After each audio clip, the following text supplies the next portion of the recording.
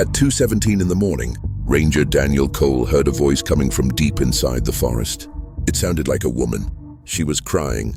At first, Daniel thought someone was lost. Then the voice said his name, Daniel. He froze. There was no one on the trail. No radio transmission, no vehicle. Nothing but trees stretching for miles in every direction. Then the voice came again. This time it sounded closer. Daniel, don't come looking for me. He reached for his flashlight, and that's when he noticed something that made his stomach drop. The sound wasn't coming from the forest. It was coming from behind him. Daniel slowly turned around. His flashlight swept across the trees. Nothing. But his radio suddenly crackled. A voice whispered through the static. You heard it too. And then every sound in the forest stopped.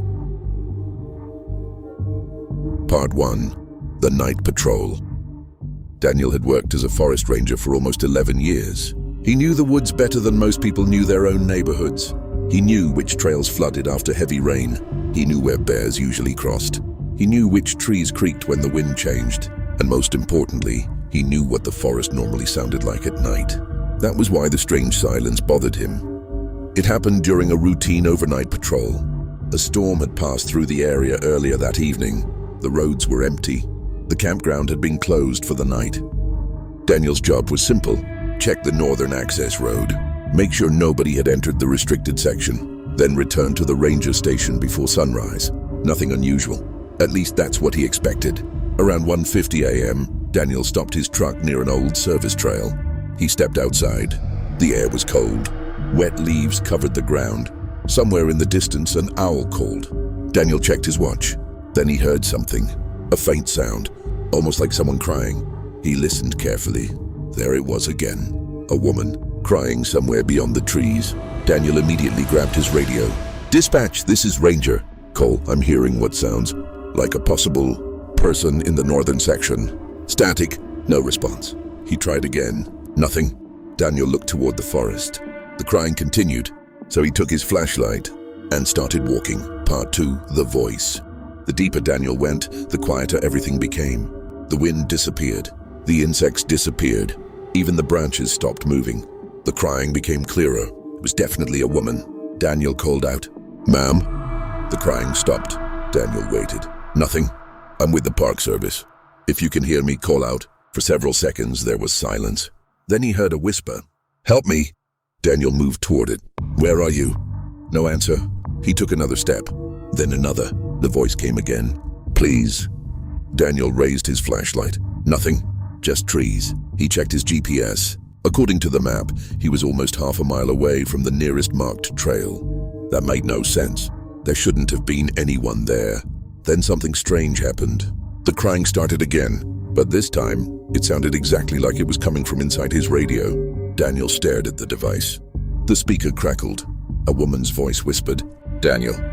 He immediately dropped the radio. Part 3, someone knew his name. Daniel stood completely still. His breathing became faster. He slowly picked up the radio. Who is this? Static, then a voice, very faint. Don't follow it. Daniel looked around. Who are you? The radio went silent. Then came 3 short bursts of static. Daniel recognized the pattern. It was an old emergency signal used by the Park Service. 3 bursts meant someone was attempting to communicate without speaking openly. Daniel pressed the transmit button. Identify yourself. Nothing. He tried again. Identify yourself. This time another voice answered. A man's voice. Older, calm. Ranger station. Daniel frowned. The ranger station was nearly 4 miles away. Station, this is Cole. What's your status? The answer came immediately. Daniel.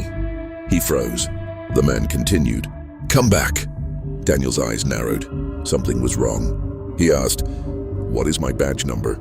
Silence. That was a question only another ranger would know. No answer came. Then the radio whispered, you shouldn't have heard her. Daniel's blood ran cold because nobody had been told about the woman. Nobody knew what he had heard. Part 4. The Old Cabin. Daniel decided to return to his truck. He turned around, but the trail behind him didn't look familiar anymore. He checked his GPS. The screen showed that he was moving deeper into the forest. Even though he was standing still, Daniel restarted the device. Same result. Then he saw something between the trees. A small structure, an old wooden cabin. He knew the area. There was supposed to be no cabin there. At least not anymore. Daniel had seen old maps of the park. There had once been a hunting cabin in this section. It had been abandoned decades earlier. According to the records, it had burned down. Daniel approached carefully. The door was slightly open. Inside, everything was covered in dust. There was an old chair, a rusted stove, and photographs hanging on the wall. Daniel lifted his flashlight. The photographs showed several people standing outside the cabin. Families, hunters, park workers. Then he noticed one photograph that looked different. It showed a group of rangers. Daniel stepped closer. His flashlight moved across their faces. One face looked familiar, very familiar. It was wearing the same ranger uniform Daniel was wearing. But the photograph was dated 1987. Part 5, the journal. On a small table, Daniel discovered a leather journal. The pages were damaged by moisture. Most of the writing was impossible to read. But one entry was clear. October 14th, 1987. Daniel read it. The ranger who wrote the journal described hearing a woman crying in the woods. He had followed the voice. He found nothing. Then the voice began calling him by name. The next night, another ranger disappeared. Daniel turned the page. The final entry contained only one sentence. "If you hear her, don't answer." Daniel stared at those words. Then he heard something outside, a woman crying. He slowly closed the journal. The sound came closer. He looked toward the cabin door. "Daniel." He didn't move. Again, "Daniel." The voice was directly outside. Then a third time. But now it wasn't crying. It was laughing. Daniel grabbed his radio. Static filled the cabin. Then a man's voice whispered, "She's at the door." Daniel looked toward the entrance. The door began moving. Slowly, Part 6, the door. Daniel stepped backward. The door opened another few inches. No wind. Nothing pushing it. Just slowly opening. He raised his flashlight. The beam reached the doorway. There was nobody there. Then the crying stopped. Daniel waited. 5 seconds. 10. Nothing. He stepped toward the door, and suddenly his radio screamed. A burst of static nearly made him drop it. Then came a recording. Daniel recognized the voice. It was his own. "Don't open the door." Daniel stared at the radio. The message repeated, "Don't open the door." He hadn't recorded that. He hadn't said it. Yet somehow, his own voice was coming through the radio. Then he heard footsteps outside. 1, 2, 3. Slow footsteps moving away from the cabin. Daniel made a decision. He followed them. Part 7, the clearing. The footprints led him through thick trees. Then suddenly the forest opened into a clearing. In the middle stood an old emergency tower. Daniel recognized it immediately. It had been abandoned years ago. He looked up. A light was glowing at the top. That shouldn't have been possible. There was no electricity in the tower. Daniel climbed the stairs. Halfway up, he heard something below. Someone whispering. "Daniel." He stopped. He looked down. Nothing. He continued climbing. At the top, he found an old radio transmitter. It was running. The machine was decades old, yet its red indicator light was glowing. Daniel touched the microphone. A voice came through. His own voice, but this time it said something different. "I'm sorry you heard us." The transmitter suddenly went dead. And below him, someone screamed. Part 8, the discovery. Daniel rushed down the tower. His flashlight swept across the clearing.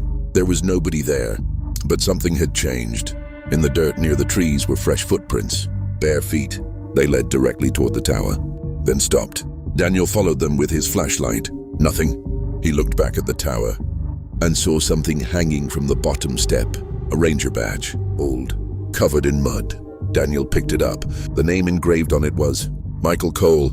Daniel's grandfather had been named Michael. He had worked as a ranger, and according to Daniel's family, he had disappeared in these woods in 1987. Daniel suddenly remembered something his father once told him. His grandfather hadn't died in an accident. Nobody actually knew what happened to him. He had simply vanished during a night patrol. Daniel looked at the badge again. Then his radio crackled. A man's voice whispered, "Daniel." Daniel swallowed. "Grandpa." For several seconds, nothing happened. Then the radio answered, "Go home, Part 9, the way out." Daniel ran. He didn't care about the trail. He didn't care about the equipment. He only wanted to reach his truck. Behind him, branches snapped. Something was following him. He didn't turn around. The radio kept transmitting. "Keep running." Daniel ran faster. Then he saw the road. His truck was still there. He reached it, jumped inside, started the engine, and drove. He didn't stop until he reached the ranger station. It was almost sunrise. Daniel ran inside. Another ranger was sitting at the desk. Daniel immediately told him everything. The ranger listened silently, then asked, "Where exactly did you find the cabin?" Daniel pointed to the map. The other ranger's face changed. "That's impossible." "Why? There hasn't been a cabin there for almost 40 years. Daniel stared at him. "I saw it." The ranger shook his head. Then he opened an old incident file. Inside was a photograph. Daniel immediately recognized the man, his grandfather. The ranger turned the photograph around. Written on the back were 5 words. "He hurt her too." Daniel never returned to that part of the forest. The official report described the incident as a possible disorientation, event caused by exhaustion in the storm. But Daniel knew what he heard. And there was one thing he never told the other rangers. Before leaving the forest that night, he had secretly recorded the radio transmission. Weeks later, he listened to it again. Most of the recording contained nothing but static. Then near the end, he heard his grandfather's voice, very faint, almost buried beneath the noise. It said, "Daniel." Then a long pause. "And finally, she isn't in the forest." Daniel stopped the recording, because at that exact moment, he heard the same woman's voice coming from somewhere inside his own house, whispering his name. And this time, the sound wasn't coming from outside. It was coming from the room behind him. Daniel. He never turned around, and to this day he refuses to explain what happened next, because according to Daniel, some things are safer when you never look at them. The forest wasn't what scared him. It was what followed him out.